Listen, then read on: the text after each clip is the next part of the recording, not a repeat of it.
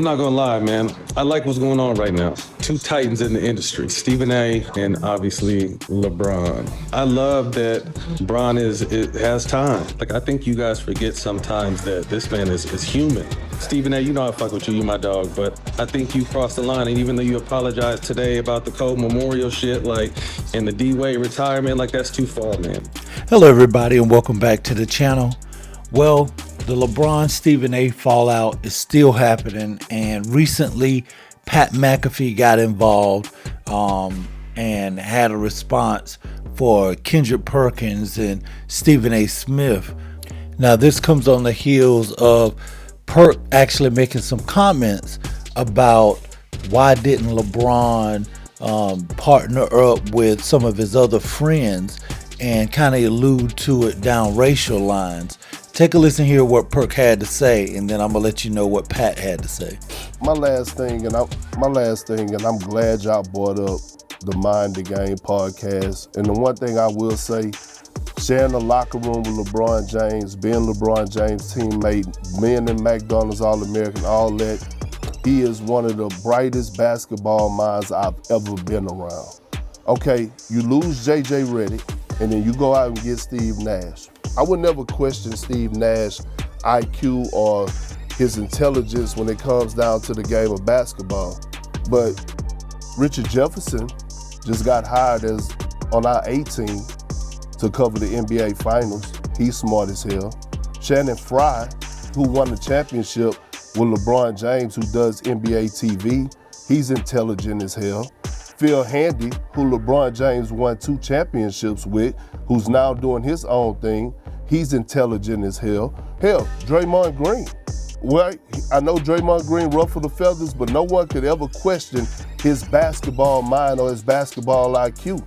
He's smart as hell. So what I'm getting at is, why none of those guys, LeBron?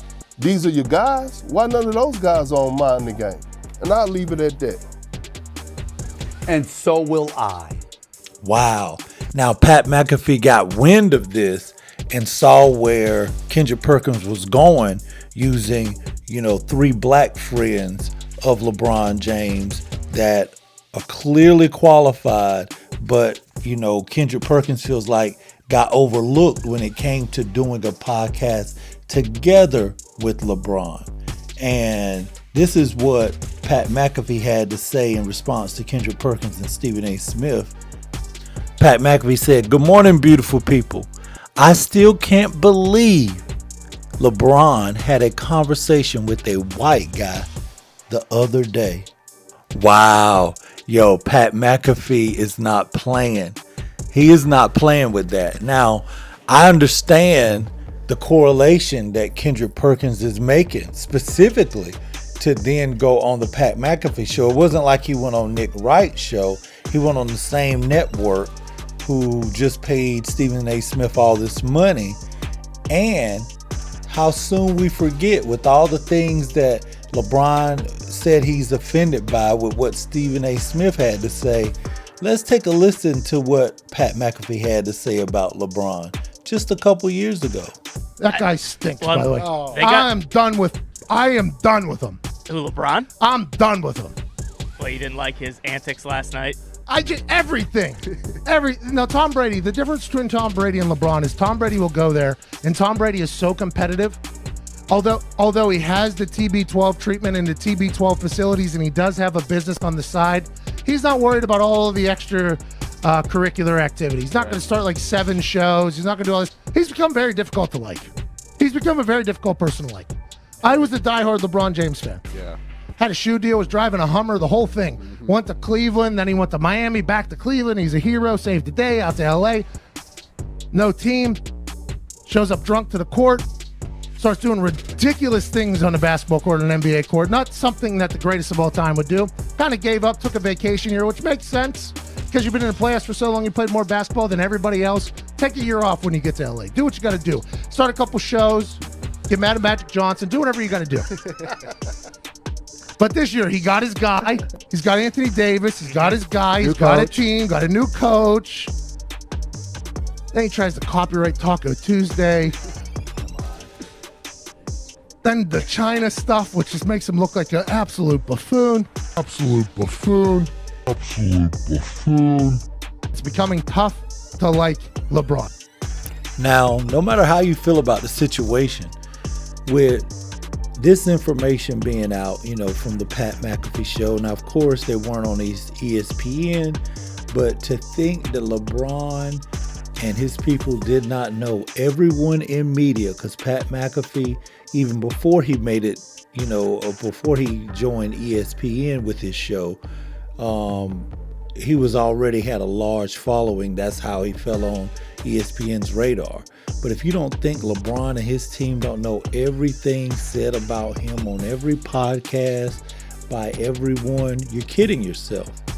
The reason LeBron still chose to do the show is because he knows that Stephen A and Pat McAfee has some level of bad blood. Not saying that they're warring, but they are, you know how it is. It's just certain people, y'all just don't rock. Y'all are just different. And so that's fine.